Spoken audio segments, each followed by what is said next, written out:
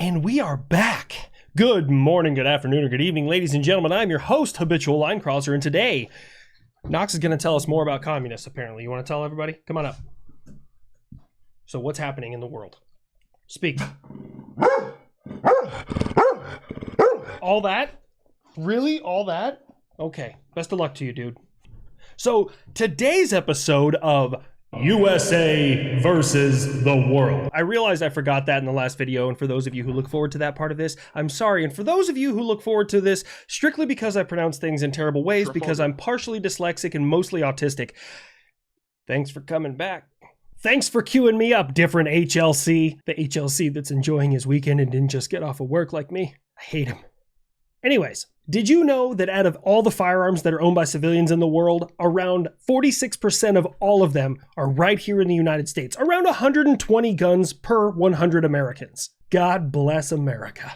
With that many firearms, now is a perfect time to learn how to gunsmith. Sonoran Desert Institute can help. They offer online firearms technology education. This includes programs like the 1911, the AR-10, the AR-15, shooting and sports management, ballistics, gunsmithing, and more. SDI is a way for you to get your education and turn your hobby into a successful career. You can visit sdi.edu or call 480-999-4767. Back to the show. Anyways, today we are looking at the country of Russia. I will be totally honest with you guys. This video, if I had recorded it 4 years ago, would be very different than the one that I'm about to give you. So, first up, let's go through the numbers of personnel. The Russians. We're just going to go with the Russians, because it's called like the Russian Federation or some shit, but I don't really care too much, mainly because I hate them. All right, so the Russians, they have their ground forces, which is 500,000 personnel, with 100,000 of those being strictly conscripts. And the reason why conscripts are important is because conscripts are usually the first ones in your military who go, I don't want to fight anymore. Can I just go home? Give me a cheeseburger. That's why I know North Korea would be a real easy fight. Just show up with like an ice cream ship. That's probably two things that they've never seen before. Ice cream and a ship. Anyways, the Russian Navy has 160,000 personnel in it, and all of them are fucking miserable. We're going to talk about Russian ships here in a minute. The Russian Aerospace Forces, which is their air and space, so guess congratulations, Russia. You had a space force before we did. They have 165,000 personnel. They also, instead of just having them with their ground forces like the United States does, they have their strategic rocket forces. And of that, 50,000 troops are their strategic rocket forces. Then they have their airborne forces, which is 45,000 personnel. So they break them off into their own little branch. So I was like curious. I was like, well, how many airborne does the United States have? Believe it or not, actually comparable. We have around 45,000 airborne troops. This is including airborne infantry, airborne artillery, and all of our special operations that are trained and are airborne qualified. You know what airborne is? It's a school you go to for 3 weeks where you practice falling down, and then they throw you out of a plane with a parachute that is designed to get you from the plane to the ground as fast as possible without killing you. That's why I'd probably never do it in the military, aside from the fact that I'm just an enormous bitch. Guess what? Guess what, vet bros? I just made the joke for you. Fucking come at me, I'm a coward. And then when it comes to their special operations, which includes their Spetsnaz and a bunch of other groups, they have 2,500 of those, bringing their grand total of troops to 922,500. Quick reminder, at the disposal of the United States, we currently have 2,098,436 personnel. Yep, we're over double. I think. Did I math that right? I don't math in public. When it comes to Russian air power, they have 301 MiG-29s. They have 343 MiG-31s. They have, oh, that's a lot, 6 MiG-35s. They have 455 Su-27s. They have 187 Su-30s. They have 48 Su-33s. They have slightly over, I was just 163 plus is kind of what I was able to find, 163 plus Su-34s. They have 118 plus Su-35s. They have 25 Su-57s. Yes, that number is up from recent counts because they got a new shipment of Su-57s. Apparently, somehow, through all of the U.S. sanctions, they managed to get more wood screws to put together their stealth aircraft. Whatever, congratulations. They have 309 Su-24s. They have 200 Su-25s. They have, when it comes to their bombers, which this is normally a category that not a lot of countries have. Like, the important countries have bombers. Like, no one else really has bombers. They have 58 Tu-22Ms. They have 47 Tu-95s. I said two instead of two. It's Tu. Fuck. Tu-95s. They got 47 of those. They have not 100.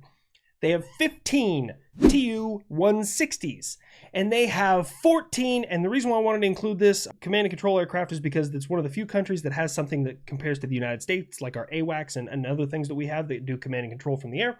They have 14 A-50s. No, wait. No, that's 13. Ukraine already killed one. It was at this point that I realized that it would be a lot more fun to introduce these things while introducing them and explaining how many of them have been destroyed by Ukraine already. So if you hear me saying that a lot throughout the rest of this, that's why. Bringing the grand total of aircraft that the Russians have to 2,966. Reminder, the United States, when it comes to our combat aircraft, sorry, that was their combat aircraft, we have 5,209. So unfortunately, our combat pilots are going to have to share. When it comes to carriers, they have one. It is the Kuznetsov. We're not going back to that. We're going to say each of these words once and we're moving on. They have one. Now, I was like, well, why is this thing? Because I remember reading an article years ago that it was like hell on earth working on this thing. It was just falling apart. It was overheating all the time. It was awful. So I was like, what in the hell was wrong with this thing? So it runs on a cheap fuel called Mazut, M-A-Z-U-T. So when the ship was being built, at first the Soviet Union had money and they were like, we're going to make this ship with all of the newer shit to fuck with those Americans, whatever. You know, I'm just making shit up. I'm just inferring at what it might be. So anyways, they built it because they had money. And then part of the way through the process, they didn't have any money because they tried to get into a production battle with the United States. Fucking capitalism always wins. So then parts of it are made cheaper. So like this thing is literally ramshackled together with like different densities of metal and materials all throughout it. Naturally, as it runs on this awful fuel and it's pieced together, it billows out black smoke that quite literally can be seen from orbit. So sneaking up on anybody with your carrier, granted sneaking with the carrier is kind of just a fucking oxymoron in general, not really fucking possible. On the plus side, when it's billowing all that smoke, it's kind of like wearing a red shirt into battle. You know, no one will be able to tell when you've been shot. So no one will be able to tell when this thing is actually on fire, which happens very often. It hasn't been at sea since 2018, and it's being refit right now. It was supposed to be out this year, but best estimates is it's going to be 2026. Just to put it in perspective, when it was put into dry dock to be refit, it had to be towed in. And many people, even in Russia, are like questioning, like, is it worth the money to try and get this thing up and running again? And they just don't know. So when it comes to battle cruisers, which is a class of ships the United States doesn't have, they have Kirov class battle cruisers. Now they're a little bit old, but the cool thing about these things is they're the largest and heaviest surface combat vessels that are currently in use in the world. They're similar in size to like a World War I battleship. It was just like, they look pretty cool. There's just tons of guns everywhere, but I mean, what we've learned throughout our history and throughout warfare is having a big lumbering ship that is heavily armored with a lot of guns isn't always a winner. Like the Arleigh Burke class destroyer, it's a floating sniper. That's really what it is. That Aegis combat system is it's a fucking scary bitch. It's terrifying. But they got two of those, Kirov class. They have two cruisers. They are the Slava class. Yep. Don't have any other cool facts about that. They got two of them. They have 10 destroyers. They have 8. All right, here we go. Udaloy.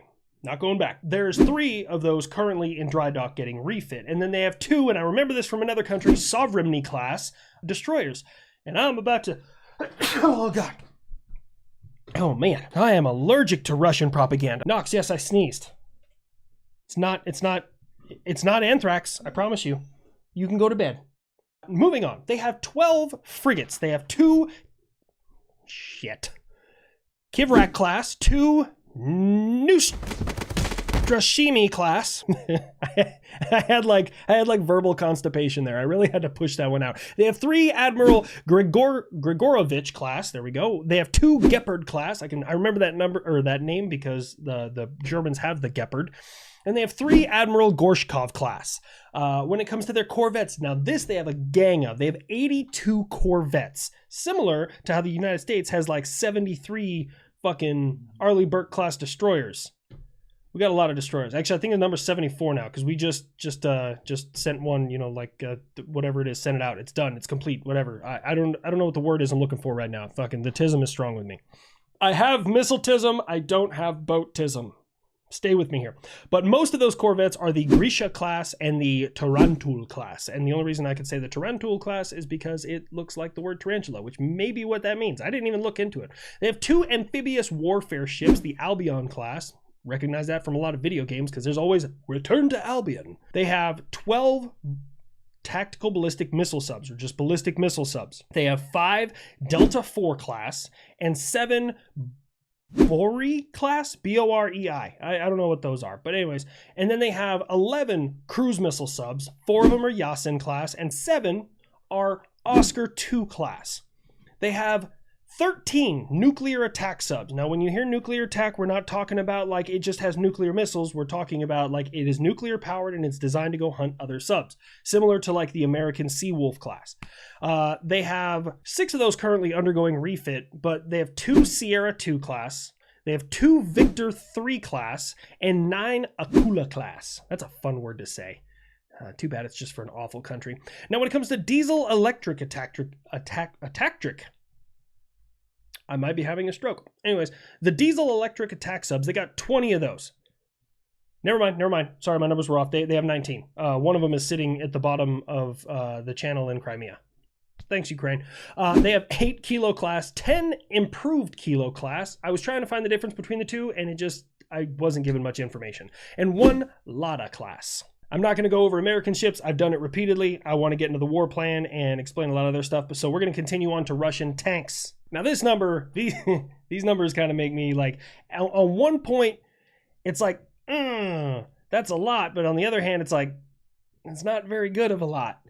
So with Russia, they have 30 T-54s in service. I'm going to tell you the number they have in service, and then I'm going to explain some of the details. They had 11 of those destroyed in Ukraine, at least. That is visually observable. Those are like, we looked at this, we watched it get destroyed, it is destroyed. They have 200 T-62s, 13 of which have been destroyed in Ukraine. They have 100 T-64s, 94 of which have been lost in Ukraine.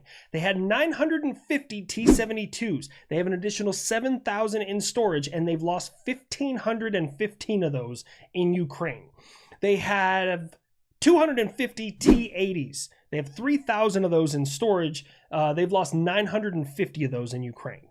They have 220 T-90s. They had 200 in storage, and they've lost 151 in Ukraine. So the number that I'm telling you is that what they currently have in service is what they had, what was in storage, and then what has been destroyed, and then they pulled shit out of storage. It's kind of hard. Like, the numbers were even hard for me to follow, so I apologize. And like, this is the thing. I will be the first person to tell everybody that tanks are not invincible. Nothing is invincible. Like, it's asinine to think that your equipment is invincible. For some reason, Russian bots all think their shit is fucking invincible. But I was like, well, let's put it in perspective. How much of what has been destroyed? So right now, best estimates is what we've visually confirmed, right? Like, we've seen this many be destroyed. Russia has lost 3,000 tanks in Ukraine, or in Kursk.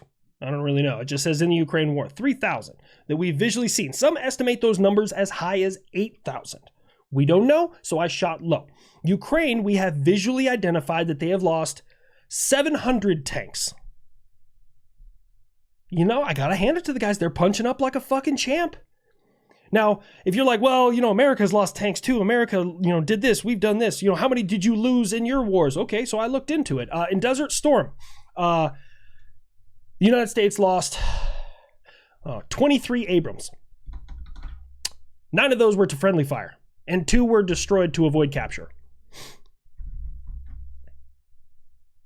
That's how you beat an enemy. Like, this is the thing. Saddam had thousands of tanks too, and America just came a-knocking, and he fucking shouldn't have answered the door. He should have ran out the back, like Bin Laden did. He ran to Pakistan. That is the Taliban's fighting spirit. It's like, haha, we're dangerous. And then America shows up and they're like, fuck, go to Pakistan. I hate the Taliban. Fuck those guys. Reminder, America currently has 5,000 Abrams in use with an additional 3,600 stored, bringing our grand total to 8,600 tanks. Now, we are going to move on to missiles. I will be honest with you. I stared at this like what I was reading for a long fucking time. Russia has a metric fuck ton of missiles. And I'm not talking about like they just have a lot of the same ones. No, they just they change one bolt and they're like, we need to call it something different now. So they have so many fucking missiles. So I'm talking like they have the Caliber, the Kinzhal, the Sarmat, the Iskander, the Toshka, the SSC-8, the Granat, the KH-55 Kent, the KH-101, the Scud, like you fucking name it.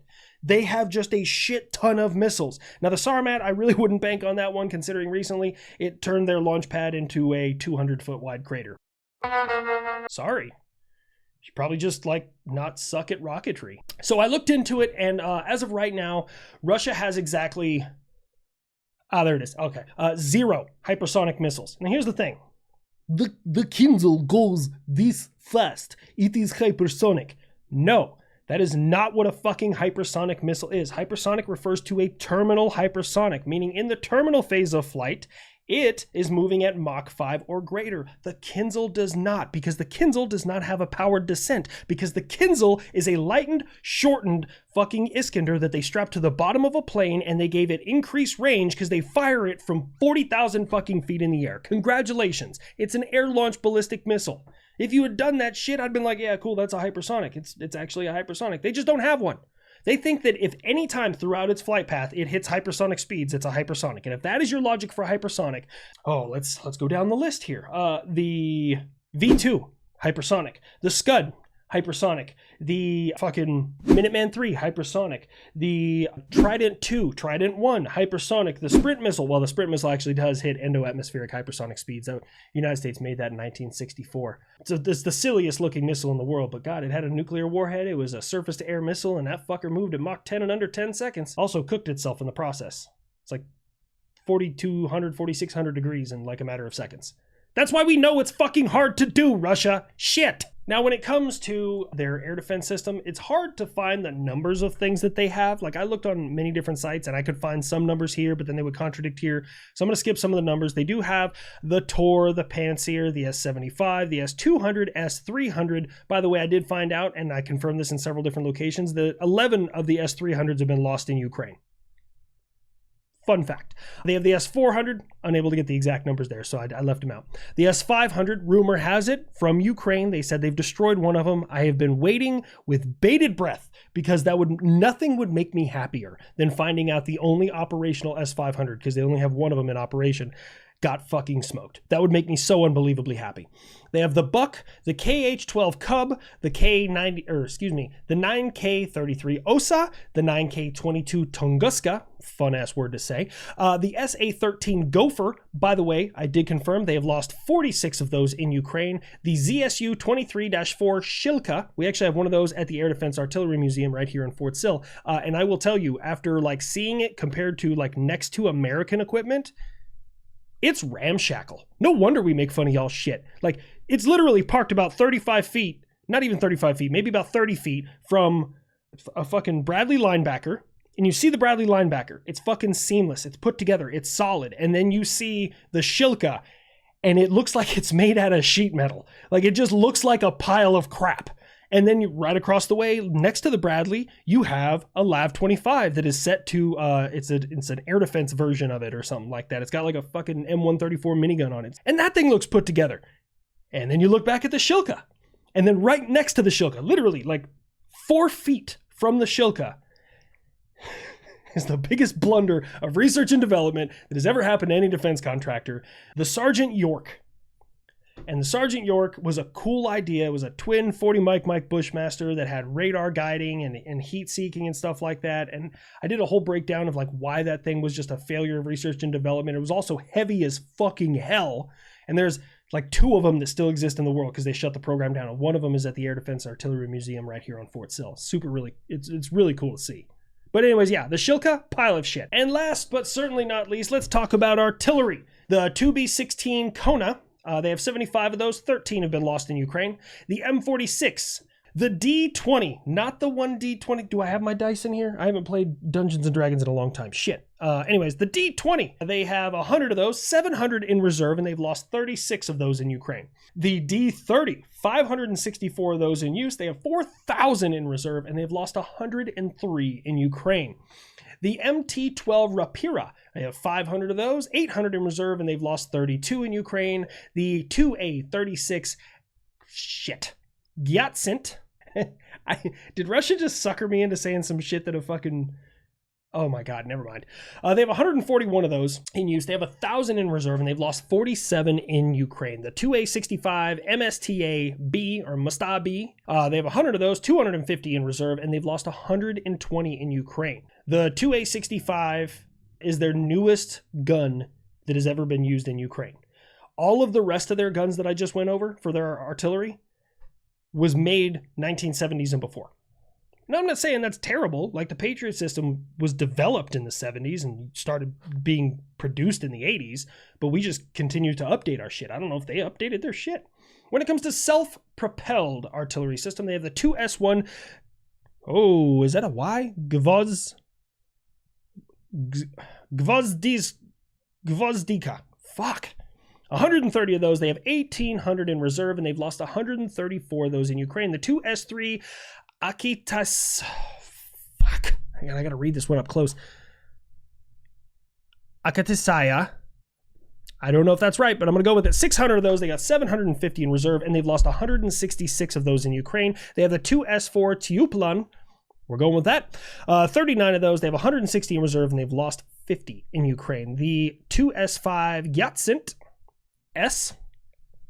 They have 120 of those, 750 in reserve, and they've lost 67 in Ukraine. The 2S7 Pion, they have 75 of those, 160 in reserve, and they've lost 25 in Ukraine. The 2S19 Mista S is 600 of those. They have 150 in reserve, and they've lost 252 in Ukraine. The 2S9 Nona, they have 42 of those. 65 of those have been lost in Ukraine, none in reserve. They have the 2S34 Chosta. They have 40 of those, and they've lost 4 of those in Ukraine. And then they have the 2S35. That's a big word. Kolitsaya. Yeah, SV. They have around 8 of those. Those are still new. We don't really have a full number of those. And then their rocket artillery. Like, Russia has a lot of fucking artillery. Like, I gotta hand it to them. They have a shit ton. It's not good. It's not well built, but they got a lot of it. When it comes to their rocket artillery, they got the TOS-1 Alpha. They have 55 of those, and they've lost 28 of those in Ukraine. They have the TOS-2. They got 4 of those. No other information on that. They have the BM-21 Grad. I'm familiar with that one because a lot of the countries have it. They have 400 of those, 1,500 in reserve, and they've lost 228 in Ukraine.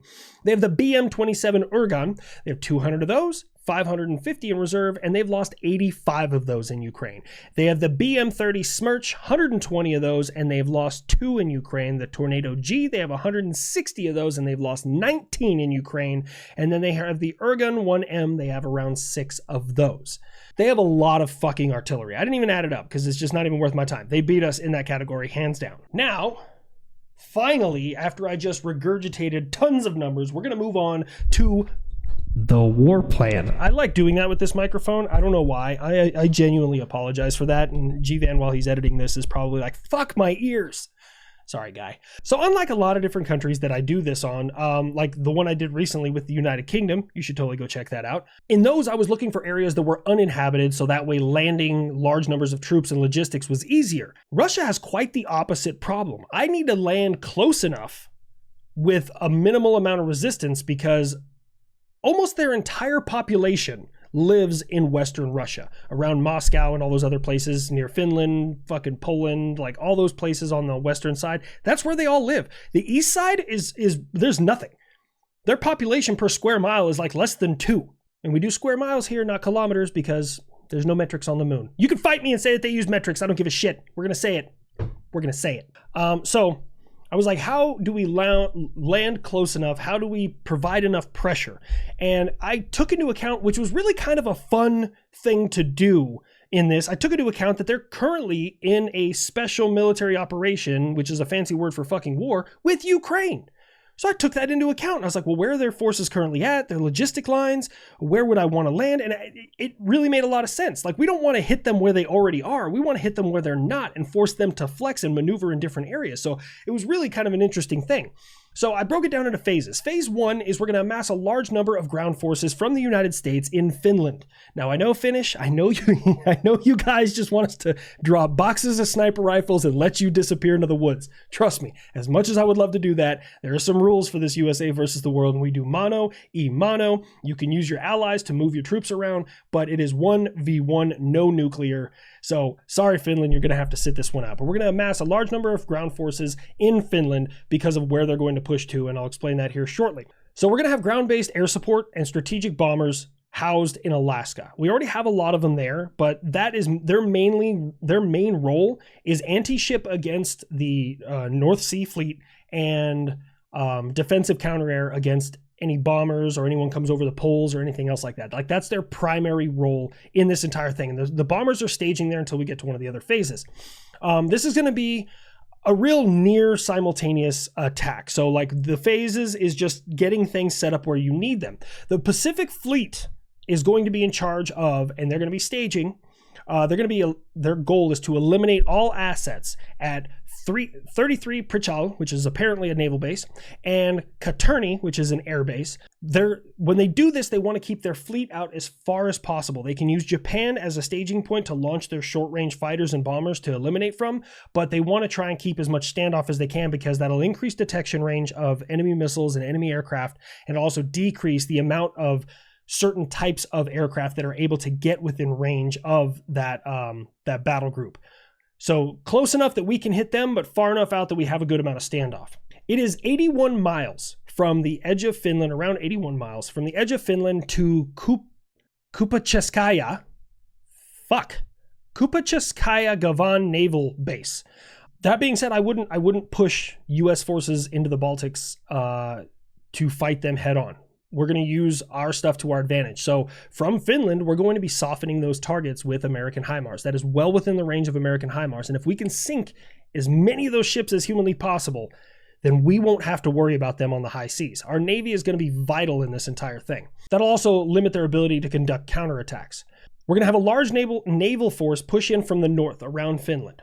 They're going to be eliminating every asset and naval base they possibly can. Their final goal being the port in Severodzyk. It's Dvinsk. I don't know how to pronounce that. Znik. Fuck it.